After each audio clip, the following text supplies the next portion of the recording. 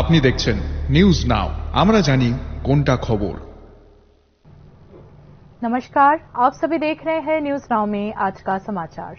मुख्यमंत्री डॉक्टर मानिक शाह ने संबंधित अधिकारियों को निर्देश दिया है कि वे विभिन्न परियोजना का कार्य गुणवत्ता बनाए रखते हुए शीघ्र पूरा करें। मुख्यमंत्री ने धौलाई जिले के विभिन्न परियोजना की समीक्षा करते हुए यह निर्देश दिया। मुख्यमंत्री डॉक्टर मानिक शाह ने रविवार को धौलाई जिले की विभिन्न विकासपरक परियोजना के क्रियान्वयन की समीक्षा बैठक की। धौलाई जिले के सरकारी डाक बंगले में विभिन्न विभागों के संबंधित अधिकारियों की उपस्थिति में मुख्यमंत्री डॉक्टर मानिक शाह ने यह महत्वपूर्ण समीक्षा बैठक की। बैठक के दौरान मुख्यमंत्री डॉक्टर मानिक शाह ने अधिकारियों को अवगत कराया कि राज्य सरकार राज्य के सभी जिलों में बुनियादी ढांचे के विकास पर विशेष ध्यान दे रही है। बैठक में मुख्यमंत्री ने विभिन्न परियोजना की प्रगति की जानकारी ली। उन्होंने संबंधित अधिकारियों को निर्देश दिया कि परियोजनाओं के कार्य गुणवत्ता बनाए रखते हुए शीघ्र पूरा किया जाए। मुख्यमंत्री डॉक्टर मानिक शाह ने प्रधानमंत्री जनजातीय विकास ग्राम योजना के अंतर्गत उच्च महत्वाकांक्षी योजना के क्रियान्वयन की रूपरेखा की भी समीक्षा की। त्रिपुरा में कुल 352 जनजाति बहुल गांव है, जिनमें से 93 गांव धौलाई जिले में स्थित है। मुख्यमंत्री डॉक्टर मानिक शाह ने विशेष रूप से जिले के जनजातीय क्षेत्रों में शिक्षा, स्वास्थ्य सेवाएं और आधारभूत ढांचे जैसे आवश्यक सेवाओं को प्राथमिकता देने पर बल दिया। उन्होंने प्रधानमंत्री ग्राम सड़क योजना के तहत सड़क निर्माण, प्रधानमंत्री आवास योजना के तहत स्थायी आवास निर्माण और जल जीवन मिशन के अंतर्गत स्वच्छ पेयजल की व्यवस्था जैसी योजनाओं के कार्यों को शीघ्र पूरा करने के निर्देश भी दिए। मुख्यमंत्री ने कहा कि सड़क, आवास और स्वच्छ जल जैसी बुनियादी आवश्यकताओं को सुनिश्चित करने के लिए प्राथमिकता के आधार पर कार्य किया जाए। उन्होंने उज्ज्वला योजना के तहत एलपीजी कनेक्शन प्रदान करने और भारत नेट परियोजना के माध्यम से इंटरनेट कनेक्टिविटी के विस्तार जैसे महत्वपूर्ण विषयों की भी समीक्षा की। भारत नेट प्रोजेक्ट के अंतर्गत इन गांव में हाई स्पीड इंटरनेट की पहुंच, डिजिटल समावेश के उपकरणों के माध्यम से सशक्तिकरण की दिशा में आवश्यक निर्देश भी संबंधित अधिकारियों को दिए गए। आयुष्मान भारत योजना के अंतर्गत स्वास्थ्य सेवाएं और निःशुल्क आयुष्मान कार्ड वितरण को लेकर भी मुख्यमंत्री डॉक्टर मानिक शाह ने अधिकारियों को प्रभावी कदम उठाने के निर्देश दिए हैं। Bureau report, news now. अमेरिकी दबाव में झुकी केंद्र सरकार, देश में महंगाई में उछाल। रविवार को आयोजित एक प्रेस कॉन्फ्रेंस में सीपीआईएम-एल ने आरोप लगाया कि केंद्र सरकार अमेरिका के दबाव में आकर फैसले ले रही है, जिसका सीधा असर देश भर में बढ़ती महंगाई के रूप में देखा जा रहा है। पार्टी ने उज्ज्वला योजना के तहत मिलने वाले गैस सिलेंडर के साथ साथ आम घरेलू एलपीजी सिलेंडर की कीमत में अचानक 50 रुपये की बढ़ोतरी और पेट्रोल डीजल पर 2 रुपये प्रति लीटर उत्पाद शुल्क बढ़ाने को लेकर भी केंद्र सरकार पर तीखा हमला बोला। বাদ করছি মূল্য বৃদ্ধি। আপনারা লক্ষ্য করবেন যে উজ্জ্বলা গ্যাস এবং রান্নার গ্যাসের দাম 50 টাকা বাড়িয়ে দেওয়া হয়েছে। পেট্রোল ডিজেলের মূল্য 2 টাকা পার লিটার বাড়িয়ে দেওয়া হয়েছে। কেন আজকে রাশিয়া থেকে আমরা তেল আনতে পারবো না, ইরান থেকে তেল আনতে পারবো না। ট্রাম্পের কাছে মাথা নত করে এখন তেল আনতে হবে আমেরিকা থেকে। চীন থেকে আমরা কোনো পণ্য আমদানি করতে পারবো না। ব্রিক্সে আমরা থাকতে পারবো না। এই চাপ সৃষ্টি করা হচ্ছে এবং এই কারণে মূল্য বৃদ্ধি। কাজেই সরকারের এই হামলার বিরুদ্ধে আমাদের রুখে দাঁড়াতে হবে এবং জনগণের জীবন জীবিকার ব্যাপারটা আমাদের সুনিশ্চিত করতে হবে। আরেকটা মৌলিক প্রশ্ন,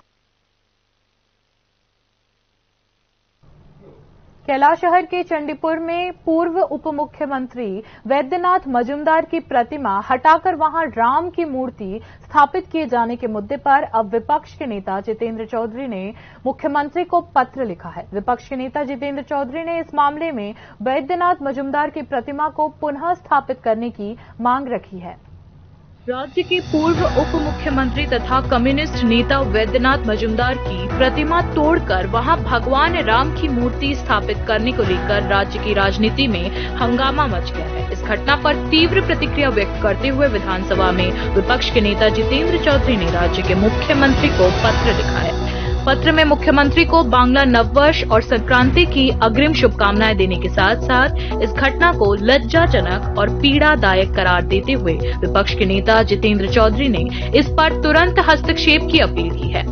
पत्र में उन्होंने लिखा कि कैलाशहर के चंडीपुर आरडी ब्लॉक के श्रीरामपुर ट्राई जंक्शन में वर्ष 2012 में स्थानीय लोगों की पहल पर वैद्यनाथ मजूमदार की पूर्णाकृति प्रतिमा स्थापित की गई थी, लेकिन 2018 के विधानसभा चुनावों के बाद कुछ असामाजिक तत्वों ने इस प्रतिमा को तोड़कर मनु नदी में फेंक दिया था। यह भी उन्होंने पत्र में उल्लेख किया। तत्कालीन मुख्यमंत्री बिप्लब कुमार देव ने इस घटना पर दुख जताया था और प्रतिमा को पुनः स्थापित करने की अपील की थी। हालांकि हाल ही में रात के अंधेरे में उसी स्थान पर अचानक भगवान राम की मूर्ति स्थापित कर दी गई है, जिससे इलाके में तनाव का माहौल बन गया है। ऐसा भी पत्र में लिखा है जितेंद्र चौधरी ने। उन्होंने लिखा कि यह न केवल स्थानीय लोगों की भावनाओं का अपमान है, बल्कि राज्य की सांस्कृतिक विरासत पर भी एक प्रकार का आघात है। जितेंद्र चौधरी ने पत्र में 2 प्रमुख प्रस्ताव रखे हैं। एक, वैद्यनाथ मजूमदार की प्रतिमा को पुनः उसी स्थान पर पूर्ण सम्मान और गरिमा के साथ स्थापित किया जाए। दूसरा, भगवान राम की मूर्ति को उपयुक्त और सम्मानजनक स्थान पर प्रशासनिक व्यवस्था के तहत स्थानांतरित किया जाए। साथ ही उन्होंने यह भी जोर दिया कि ऐसी घटनाओं के खिलाफ सभी राजनीतिक दलों और प्रशासन की संयुक्त पहल पर जनमत तैयार करना आवश्यक है। Bureau report, news now. बिजली उपभोक्ता साइबर अपराध का शिकार हो सकते हैं। खासकर बिल भुगतान के दौरान वे ठगी के जाल में फंस सकते हैं। इस संबंध में सतर्क करते हुए TSECL ने उपभोक्ताओं को सलाह दी है कि किसी भी संदिग्ध लेन देन या धोखाधड़ी की स्थिति में राज्य सरकार की साइबर क्राइम शाखा में शिकायत दर्ज करें।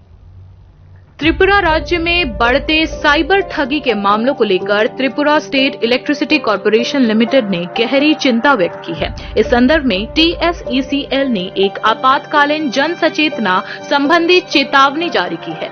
TSECL ने बताया कि कुछ धोखेबाज गिरोह कॉर्पोरेशन का नाम और पहचान फर्जी तरीके से इस्तेमाल कर आम उपभोक्ताओं को निशाना बना रहे हैं। कई फर्जी संदेश और फोन कॉल के माध्यम से यह ठग खुद को कॉर्पोरेशन का कर्मचारी बताकर उपभोक्ताओं से कहते हैं कि उनका बिजली बिल बकाया है। वे तुरंत भुगतान करने का दबाव बनाते हैं या फिर किसी ऐप को डाउनलोड करने के लिए कहते हैं, जिसके जरिए उपभोक्ताओं की बैंक से जुड़ी गोपनीय जानकारी चोरी हो रही है। ऐसा ही एक चिंताजनक मामला अगरतला के जोगेंद्र नगर इलाके में सामने आया है। प्रधानमंत्री सूर्य घर मुफ्त बिजली योजना के तहत सोलर एनर्जी का उपयोग करने वाले एक परिवार को TSECL के नाम पर एक फर्जी मैसेज मिला। उस मैसेज में बिजली बिल देखने के लिए एक ऐप डाउनलोड करने को कहा गया। उस परिवार ने संदेश पर भरोसा कर ऐप डाउनलोड किया और उन्हें आर्थिक नुकसान उठाना पड़ा। ऐसी जानकारी TSECL ने दी। TSECL ने यह स्पष्ट किया है कि कॉर्पोरेशन कभी भी अनजान नंबर से कॉल या मैसेज नहीं करता और किसी भी अज्ञात ऐप को डाउनलोड करने के लिए नहीं कहता। केवल विद्युत बंधु ऐप ही TSECL का ऑफिशियल ऐप है जो गूगल प्ले स्टोर और एप्पल ऐप स्टोर पर उपलब्ध है। TSECL की ओर से भेजे गए सभी आधिकारिक संदेश TSECL जैसे वेरीफाइड सेंडर ID से आते हैं। TSECL ने उपभोक्ताओं को सलाह दी है कि अनजान नंबरों से आए किसी भी मैसेज, लिंक या कॉल से दूर रहे और कभी भी WhatsApp, SMS या ईमेल द्वारा प्राप्त APK फाइल को डाउनलोड न करें। इसके साथ ही किसी भी अज्ञात व्यक्ति के साथ बैंक संबंधी जानकारी या OTP साझा न करने और रिकनेक्शन चार्ज या पेंडिंग ड्यूज के नाम पर किसी हानिकारक ऐप को इंस्टॉल करने से बचने की सलाह दी गई है। यदि कोई उपभोक्ता ठगी का शिकार होता है या किसी संदिग्ध संदेश को पाता है तो वह नजदीकी थाना या राष्ट्रीय साइबर अपराध रिपोर्टिंग पोर्टल पर इसकी सूचना दे सकता है। ऐसा परामर्श भी TSECL ने दिया है। Bureau report, news now. बिजली निगम के आउटसोर्सिंग कर्मी तपस नमादास की मृत्यु से उसका परिवार पूरी तरह बर्बाद हो गया। मृतक के परिवार को उचित मुआवजा देने की मांग को लेकर बनमालीपुर के विद्युत भवन का घेराव कर प्रदर्शन किया बिजली कर्मचारियों ने। उन्होंने सड़क जाम भी किया। आखिरकार सदर SDPO की लिखित आश्वासन के बाद विद्युत भवन का घेराव समाप्त किया गया। আমি একদিন ইসলাম আমার পা ভেঙে গেছে গা, আমারে কোম্পানির থেকে কোন সহযোগিতা করছে না, আমার বেতনের জন্য কাটিয়ে রেখে দিচ্ছে। আপনাদের সহকর্মী মারা গেছে, এটা তো কোনো পাইছি না, তাহলে তো উন্নত মানের চিকিৎসার জন্য নেওয়ানোর দরকার আসলো। তাকে জীবিত হালা রাখছে আজকে 1 সপ্তাহ ধরে। কালকার সকালে 12টার সময় মারা গেছে। এখন অব্দি হেরে কোনো চার অভিযোগ কোনো কিছু নেই। মানে আপনারা যে যার আন্ডারে কাজ করেন তারা কেউ গিয়ে আপনাদেরকে সহযোগিতা করছেন না গেছে তাহলে কি মনে করতে কোনটা গাফিলতি করছে? এটা গাফিলতি হইলো কোম্পানি স্যার, কোম্পানি। राज्य भर में बुनियादी ढांचे के विकास की पहल तो की जा रही है, लेकिन जरूरी ट्रांसपेरेंसी के अभाव में एक और जहां भ्रष्टाचार की गुंजाइश बनी हुई है, वहीं दूसरी ओर आम जनता को भी परेशानियों का सामना करना पड़ रहा है। ऐसे में राज्यवासी सभी प्रोजेक्ट्स का विवरण और उनकी प्रगति को स्पष्ट रूप से जानना चाह रहे हैं। त्रिपुरा में व्यापक बुनियादी ढांचे के सुधार पर मौजूदा राज्य सरकार ने खासा जोर दिया है। विशेष रूप से नेशनल हाईवे के विकास और शहरी रूपांतरण को प्राथमिकता दी गई है। राज्य भर में कई सड़क विकास परियोजना की जिम्मेदारी national highways and infrastructure development corporation limited को सौंपी गई है। हालांकि इन दीर्घकालिक मेगा प्रोजेक्ट्स के धीमी गति से क्रियान्वयन और पारदर्शिता की कमी को लेकर विभिन्न हलकों से सवाल उठाए जा रहे हैं। इसका परिणाम स्वरूप अधूरी सड़कों, अव्यवस्थित शहरी निर्माण और सरकारी फंड के दुरुपयोग को लेकर कई तरह की अटकलों के बीच आम जनता को भारी परेशानियों का सामना करना पड़ रहा है। त्रिपुरा में 830.9 किलोमीटर नेशनल हाईवे के विकास की जिम्मेदारी NHIDCL को दी गई है। न्यूज नाउ के हाथ लगे आंकड़ों के अनुसार अब तक 284.45 किलोमीटर सड़क का कार्य पूरा हो चुका है। 266.84 किलोमीटर सड़क का निर्माण कार्य जारी है और 279.56 किलोमीटर सड़क डिटेल प्रोजेक्ट रिपोर्ट निर्माण के अंतर्गत है। हालांकि कुछ हिस्से जैसे अगरतला शाबरूम 4 लेन हाईवे, कैलाशहर खुआई मार्ग का कुछ हिस्सा और खैरपुर आमतली बाईपास पर काम चल रहा है, लेकिन बाकी सड़क प्रोजेक्ट्स का निर्माण विभिन्न कारणों से रुका हुआ है। कमजोर डाइवर्जन, खुदे हुए रास्ते और लंबे समय तक अधूरे सड़क कार्यों ने स्थानीय लोगों के लिए रोजमर्रा की यात्रा को एक बुरे सपने में बदल दिया है। लगभग हर निर्माण स्थल, विशेष रूप से अगरतला स्मार्ट सिटी प्रोजेक्ट के क्षेत्रों या प्रमुख हाईवेज के किनारे कोई साइन बोर्ड नहीं दिखता है। प्रोजेक्ट्स के नाम, उद्देश्य, अनुमानित लागत, कार्यान्वयन एजेंसी और संभावित समाप्ति तिथि के बारे में कोई जानकारी उपलब्ध नहीं है। पारदर्शिता की इस चिंताजनक कमी के कारण नागरिकों के लिए न तो सूचना प्राप्त करना संभव है और न ही प्रगति की निगरानी करना, जिससे जवाबदेही का प्रश्न खड़ा होता है। इस शून्यता का फायदा उठाकर एक वर्ग विशेष ठेकेदारों ने सरकारी धन का दुरुपयोग किया है।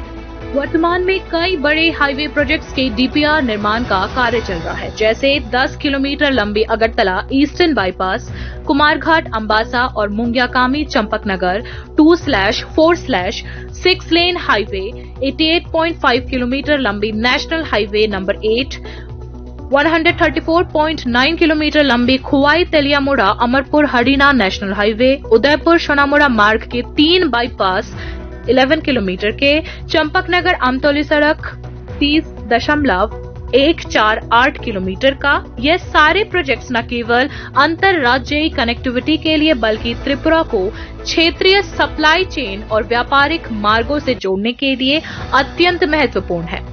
इसी प्रकार उदयपुर से श्रीमंतपुर तक 13.2 किलोमीटर लंबी सड़क रणनीतिक रूप से महत्वपूर्ण है, क्योंकि ये श्रीमंतपुर सीमा चेक पोस्ट की ओर जाती है और अंतर्राष्ट्रीय व्यापार के लिए अहम है। कैलाशहर कुमारघाट कॉरिडोर 18.6 किलोमीटर एक अन्य महत्वपूर्ण प्रोजेक्ट है, जिसका उद्देश्य त्रिपुरा के पूर्वोत्तर हिस्सों में अंतरजिला सड़क संपर्क को मजबूत करना है। इसके अलावा जोलाईबाड़ी से बिलोनिया 21.412 किलोमीटर तक के सड़क का भी नवीनीकरण चल रहा है। यह कॉरिडोर मुहुरी घाट ICP के साथ और अधिक एकीकृत होगा, जिससे सीमा पार व्यापार में वृद्धि होगी। NHIDCL का एक बड़ा कार्य मनु से शिमलोंग नेशनल हाईवे के विकास पर केंद्रित है, जिसे 4 चरणों में बनाया जा रहा है और यह राज्य के पहाड़ी सड़क नेटवर्क का एक प्रमुख हिस्सा है। अगरतला और आसपास के क्षेत्रों में पश्चिमी बाईपास परियोजना तेजी से आगे बढ़ रही है, जिसकी कुल लंबाई 25.402 किलोमीटर है। राज्य सरकार का दावा है कि यह बाईपास राजधानी में ट्रैफिक जैम को काफी हद तक कम कर देगा। साथ ही त्रिपुरा के पूर्व पश्चिम और उत्तर दक्षिण यात्रा मार्गों को आसान बनाने के लिए अगरतला से खोवाई और कैलाशहर से खोवाई हाईवे बनाए जा रहे हैं। NHIDCL के प्रमुख प्रोजेक्ट में गोमती और मोहरी नदी पर RCC पुल का निर्माण भी शामिल है, जिसकी कुल लंबाई 1.877 किलोमीटर है। यह ब्रिज खासकर बाढ़ प्रवण इलाकों में सभी मौसम में संपर्क और सुरक्षा सुनिश्चित करने में महत्वपूर्ण भूमिका निभाएगी। यह प्रोजेक्ट्स मिलकर त्रिपुरा के सड़क और ब्रिज के स्ट्रक्चर को एक बड़ा नया रूप देने जा रही है, जिससे व्यापार, पर्यटन और आपातकालीन गतिशीलता के रास्ते और अधिक सुगम हो जाएंगे। हालांकि समय पर समापन और उचित निगरानी अब भी बड़ी चुनौतियां हैं, जिन्हें पूरा किए बिना ये स्ट्रक्चर सपने हकीकत में नहीं बदले जा सकते हैं, ऐसा जानकारों का मानना है। इसी तरह अगरतला स्मार्ट सिटी प्रोजेक्ट में अंडरग्राउंड केबल, ड्रेनेज और फुटपाथ निर्माण के लिए महीनों तक सड़कें खुदी रही हैं, लेकिन समन्वय की कमी के कारण इन कार्यों में से कई अधूरे रह गए हैं। हालांकि राज्य सरकार का दावा है कि अगरतला स्मार्ट सिटी प्रोजेक्ट का 95% कार्य पूरा हो चुका है। इस पूरी स्थिति को देखते हुए सभी प्रोजेक्ट का विवरण युक्त साइन बोर्ड तत्काल लगाना, डिजिटल माध्यम से प्रगति की नियमित जानकारी साझा करना, धन के दुरुपयोग को रोकने के लिए कठोर थर्ड पार्टी ऑडिट और अधूरी या खराब गुणवत्ता की प्रोजेक्ट के लिए जन शिकायत निवारण प्रणाली स्थापित करना, जानकारों के अनुसार यह समय की मांग है। Bureau report, news now.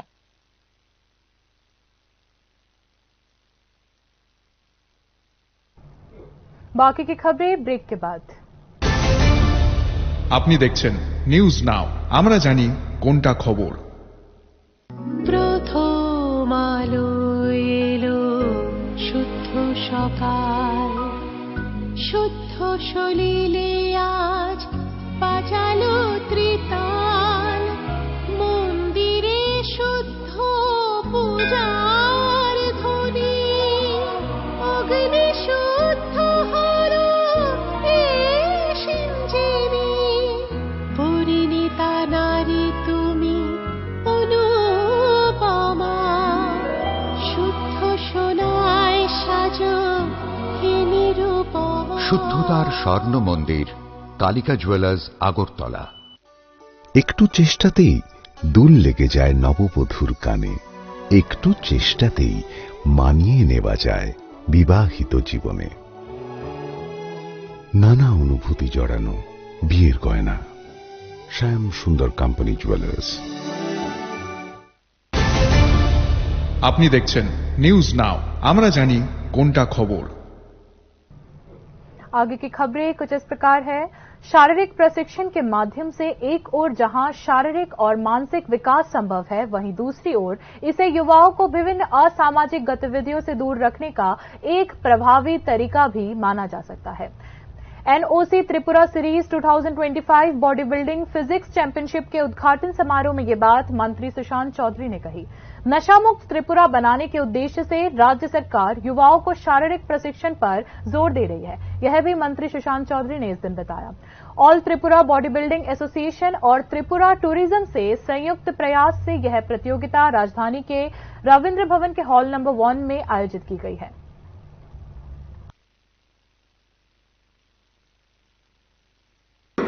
মানসিক দিক থেকে তার যে কনফিডেন্সটা ওই ব্যক্তির মধ্যে আগে থেকেই সে এগিয়ে থাকে তার কনফিডেন্সের দিক থেকে, যে আমি একটা ভালো বডি, ভালো দেহ আমি মেনটেন করি।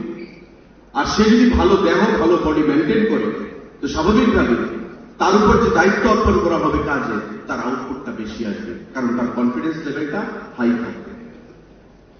আমার রাজ্যের যুব সমাজের কাছে আহ্বান থাকবে যে সঠিক দেহ যদি আমার সঠিক মানসিকতা বিকশিত করতে হয়, বিকাশ করতে হয়, তবে প্রতিদিন ব্যায়াম, শরীর চর্চা যেমন অত্যাবশ্যকীয়, পাশাপাশি আমাদের সরকারের যেটা প্রাধান্য আমরা দিয়েছি, আমাদের মাননীয় মুখ্যমন্ত্রী যেটা প্রাধান্য দিয়েছে, কেন্দ্রীয় সরকার যেটা প্রাধান্য দিয়েছে, নেশার বিরুদ্ধে যুদ্ধ ঘোষণা। राज्य में 94 करोड़ 18 लाख रुपए की रेगा मजदूरी बकाया है। जहां कई मजदूरों को 15 से 20 दिन या उससे भी अधिक दिनों की मजदूरी बकाया है, वहीं उन्हें सिर्फ 1 से 2 दिन की मजदूरी में ही साल की विदाई और नए साल का स्वागत करना पड़ रहा है। राज्य में गांव, पहाड़, शहर, मैदानी इलाकों में चल रही है साल की विदाई और नए साल के स्वागत की तैयारी। इच्छा और सामर्थ्य के बीच संघर्ष झेलते हुए अभाव और तंगी को साथ लेकर बीते कुछ वर्षों की तरह इस बार भी विभिन्न समुदाय के लोग बीजू, बोईसू, गाजन, संक्राई, गरिया और नववर्ष के त्योहार मनाएंगे। हालांकि साल की विदाई और स्वागत के बीच भी रेगा मजदूरी की बकाया राशि बनी ही रही।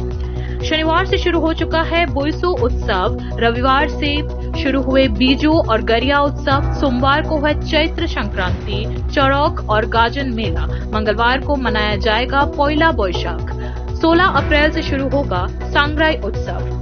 त्योहारों से पहले भी रेगा मजदूरी न मिलने के कारण रेगा श्रमिक परेशान और दिशाहीन है। शनिवार को सभी बीडीओ को निर्देश दिया गया था कि पंचायती विकास निधि से जॉब कार्ड धारकों को 1 से 2 दिनों की मजदूरी का भुगतान कर दिया जाए। कई मजदूरों का आरोप है कि किसी को 4 महीने, किसी को 3 महीने तो किसी को 5 महीने से अधिक समय से मजदूरी मिली ही नहीं है। जहां 15, 20 या उससे अधिक दिनों की मजदूरी बकाया है, वहां केवल 1 से 2 दिन की मजदूरी देने के निर्देश को लेकर श्रमिकों में गुस्सा है। शनिवार से मंगलवार तक बैंक भी बंद है। ऐसे में नया साल शुरू होने से पहले इन 1 या 2 दिन की मजदूरी श्रमिकों तक पहुंचेगी भी या नहीं, इसको लेकर भी संशय बना हुआ है। सरकार द्वारा दी गई ताजा जानकारी के अनुसार राज्य में 6,91,000 जॉब कार्ड धारी है। इनमें से सिर्फ 58,302 परिवारों को ही काम मिला है। 2022 से 23 वित्तीय वर्ष में 60 दिन, 2023 से 24 में 63 दिन और 2024 से 25 में अब तक औसतन 59 दिन का कार्य हुआ है। इस अवधि में मजदूरी में कुल 94 करोड़ 18 लाख 82,026 रुपये राज्य सरकार की देनदारी है। इसमें खुवाई जिले में 11 करोड़ 53 लाख 82,392 रुपये, धौलाई जिले में 16 करोड़ 21,92,197 रुपये, गोमती जिले में 13 करोड़ 75 लाख 12,383 रुपये, उत्तर त्रिपुरा में 8 करोड़ 57 लाख 12,483 रुपये, सिपाही जला में 13 करोड़ 1,72,084 रुपये, दक्षिण त्रिपुरा में 12 करोड़ 67 लाख 64,057 रुपये, उनकोटी जिले में 7 करोड़ 62 लाख 80,913 रुपये और पश्चिम त्रिपुरा में 10 करोड़ 78 लाख 65,569 रुपये बकाया है। रेगा श्रमिक सवाल उठा रहे हैं कि तत्काल पैसे रिलीज कर बकाया मजदूरी का भुगतान आखिर क्यों नहीं किया जा रहा है। Bureau report, news now. माध्यमिक और उच्च माध्यमिक उत्तर पत्रों के मूल्यांकन में एक खतरनाक प्रवृत्ति शुरू हो गई है। एक ओर जहां औसतन अंक देने की शिकायतें सामने आ रही है, वहीं दूसरी ओर उत्तर पत्रों को मूल्यांकन केंद्र के बाहर ले जाने की प्रवृत्ति भी शुरू हो गई है। माध्यमिक और उच्च माध्यमिक आंसर शीट्स के मूल्यांकन के मामले में कुछ परीक्षकों की लापरवाह मानसिकता को लेकर त्रिपुरा माध्यमिक शिक्षा परिषद चिंतित है। मूल्यांकन के दौरान बिना आंसर शीट्स पढ़े या ठीक से जांचे परखे ही औसत नंबर देने की प्रवृत्ति कुछ परीक्षकों में बहुत पहले से ही देखी जा रही है। छात्रों के लिखे उत्तर पढ़े बिना ही औसत अंक देने की शिकायतें लंबे समय से बनी हुई है। इस बार भी इसकी अपवाद नहीं हुई है, ऐसा मानना है संबंधित जानकारों का। अब इसके साथ एक और खतरनाक प्रवृत्ति जुड़ गई है और वह है आंसर शीट्स को मूल्यांकन केंद्र से बाहर ले जाना। कुछ परीक्षक मूल्यांकन केंद्र से आंसर शीट्स निकालकर अपने घर ले जा रहे हैं। वहां मूल्यांकन करके वे आंसर शीट्स केंद्र में जमा कर रहे हैं। कई परीक्षकों ने तो मूल्यांकन के पहले ही दिन यानी 2 अप्रैल से ही ये काम शुरू कर दिया था। उन्हें देखकर और भी कई लोग इसी तरह का काम करने लगे हैं। पहले दिन से ही आंसर शीट्स घर ले जाने वाले परीक्षक अब खुद को इस कार्य में निपुण बताने लगे हैं और अपने नजदीकी लोगों में इसका प्रचार भी कर रहे हैं। उनका दावा है कि वे हर साल इसी तरीका को अपनाते हैं। राज्य परिषद द्वारा आयोजित माध्यमिक और उच्च माध्यमिक के साथ साथ समकक्ष मदरसा आलिम फाजिल कला और फाजिल थियोलॉजी की लिखित परीक्षाओं की आंसर शीट्स के मूल्यांकन के लिए भी निर्धारित सभी मूल्यांकन केंद्रों में इस प्रकार की अवांछित गतिविधियां हो रही हैं, ऐसा कहना है जानकारों का। उच्च माध्यमिक एवं समकक्ष परीक्षा के 2 मूल्यांकन केंद्रों सहित माध्यमिक और समकक्ष परीक्षा के लिए निर्धारित 5 मूल्यांकन केंद्रों में हर एक में ही ऐसी गतिविधियां सामने आई है। इतना ही नहीं, कुछ परीक्षक एक दिन में 4 से 5 बंडल या उससे भी अधिक आंसर शीट्स का मूल्यांकन कर रहे हैं, जो कि व्यवहारिक रूप से असंभव है। प्रत्येक बंडल में आमतौर पर 17 से 18 आंसर शीट्स होती हैं। जानकारों का मानना है कि ज्यादा से ज्यादा आंसर शीट्स का मूल्यांकन कर ज्यादा पैसे कमाने की चाहत में ही कुछ शिक्षक इस प्रकार की गतिविधियों में लिप्त हैं। जानकारों का यह भी मानना है कि इस विषय पर तत्काल कार्रवाई की जानी चाहिए। Bureau report, news now. सांस्कृतिक क्षेत्र को बिना प्रचार की लाइमलाइट में लाए समृद्ध करने वाले व्यक्तित्व को काव्य लोक द्वारा हर वर्ष विशेष सम्मान से नवाजा जाता है।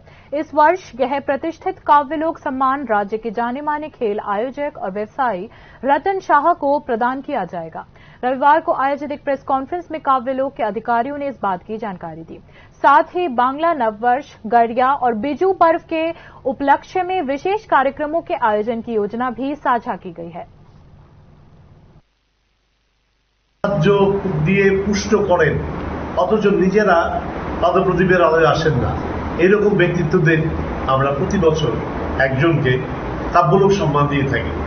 এবার সেই কাব্যলোক সম্মানটা পাচ্ছেন আমাদের সাংস্কৃতিক পৃষ্ঠপোষক, দীর্ঘদিন ধরে কাব্যলোকের কাজের সঙ্গে জড়িয়ে আছেন এবং আসলে উনি একজন ক্রীড়াবিদ হিসেবে পরিচিত, সংস্কৃতির অঙ্গনে ওনার কোনো পরিচয় নেই, রতন সাহা।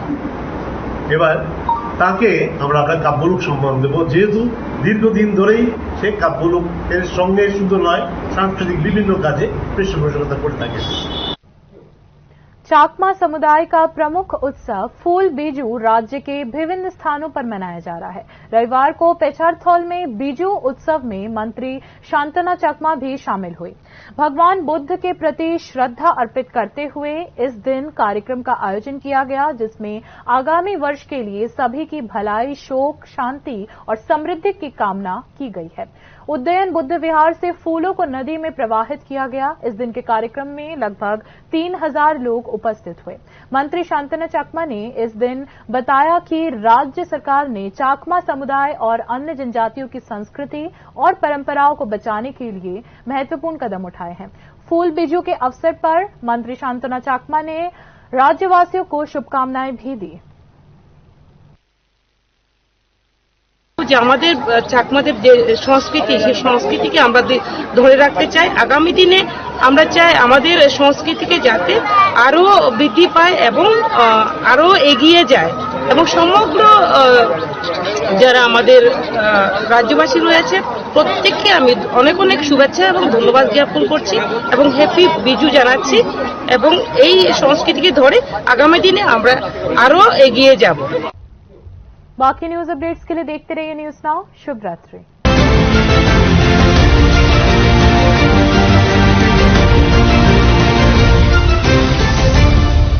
আপনি দেখছেন